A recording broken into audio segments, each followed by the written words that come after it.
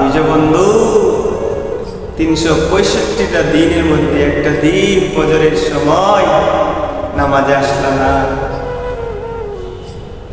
ফেরেশতারা বলে, আল্লাহ তোমার বান্দা 365 দিনের মধ্যে একটা দিন ফজরের নামাজ আসলো না, অথচ ওই বান্দারে ঠিকই সকালবেলা কাবার মুখে তুলে দিচ্ছে।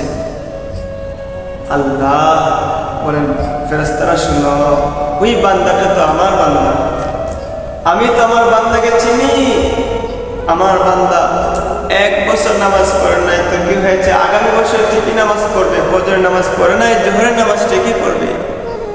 কিন্তু নাফরমান, তুমি মুসলমানের বাচ্চা হয়ে, তোমার মা মুসলমান, তোমার বাবা মুসলমান, তুমি মুসলমানের সন্তান হয়ে তুমি কিভাবে 365 দিনের মধ্যে একটা দিন ফজর নামাজ পড়ো না? ভাইয়া, কবরে কি যাইবা না?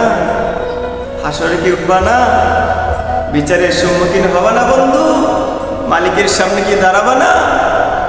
ওই কঠিন মুসিবতের সময় তোমার আমলনামা যদি নবী সাল্লাল্লাহু আলাইহি ওয়াসাল্লামের সামনে যায় যে তোমার জিন্দেগির মধ্যে ফজরের নামাজ নাই, মুখে দাড়ি নাই, সুন্নতের আখলাক নাই,